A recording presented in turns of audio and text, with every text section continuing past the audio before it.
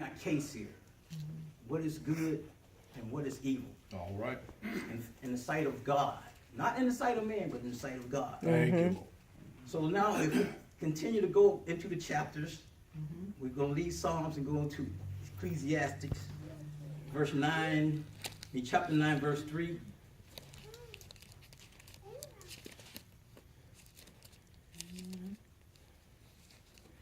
And I'm just going to read what it says here.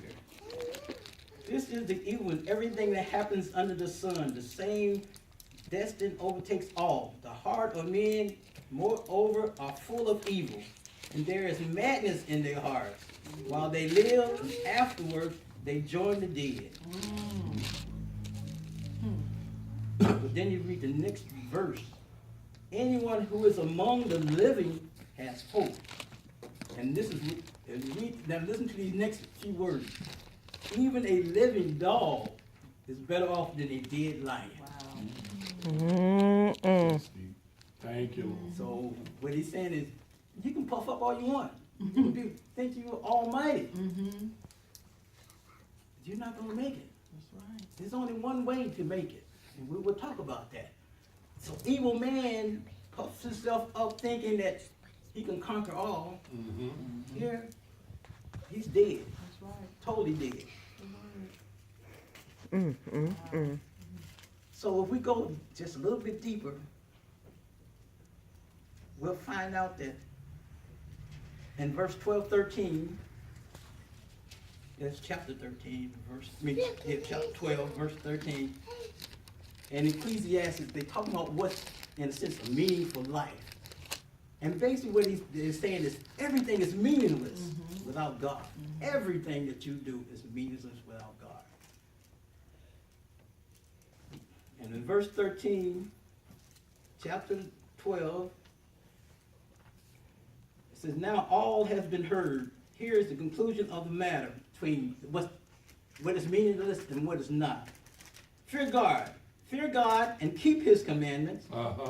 But this is the whole duty of man.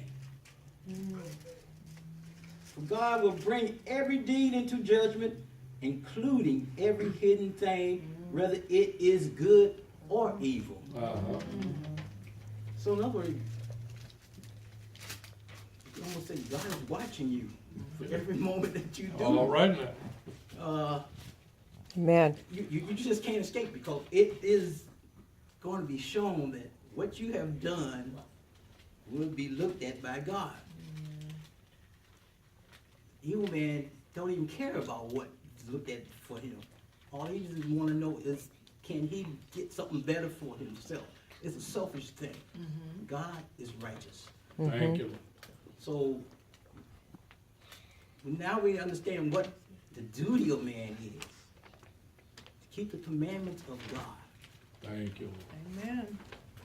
So let's move on. Now, we're building our case. So we know the first man is wicked. We know that they're all liars, because the scripture tells All us right. that. Amen.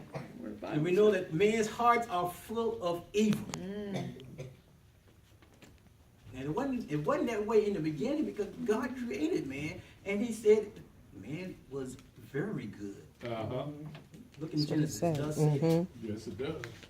And, but there was no sin in the world at that time.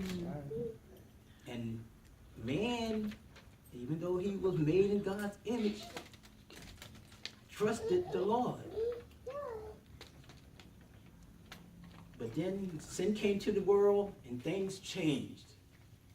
There was a separation between man, which is good man, and evil man. Evil came into the world and took man away from God. God had to prepare a way to bring man back to him. So now let's go to 1 Corinthians, chapter 1. Good stuff. So Man. now I have to get into the New Testament.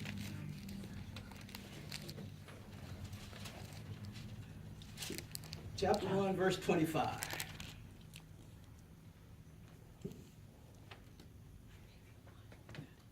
See, it talks about how smart some people are.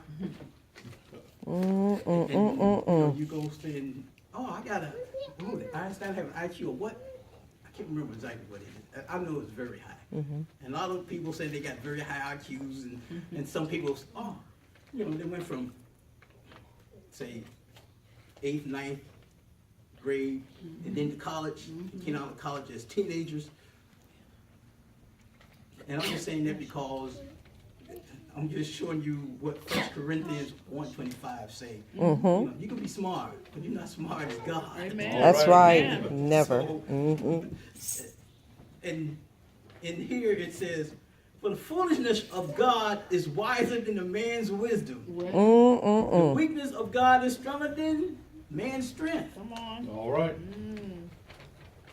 And if we read the next verse, it says, brothers, think of what you were when you were called. Not many of you were wise by human standards. Were they educated or what? I don't know. But he's saying, you're not, by these certain standards, you were not wise. Not many were influential. Not many were of noble birth. In other words, you're not royalty. But God chose the foolish things of the world to shame the wise. Come on. Come on. Well, let's go back to the days of Egypt. When Israel was in bondage down there. Like certain things were done. You got them, I call it the insects that came about. Boils that came on people's skin. People died because of what? Because of certain words being spoken. That's right. And they wanted to kill them. And God said, I will send my angel for the Passover. If you put blood on your doorpost, it will pass by you.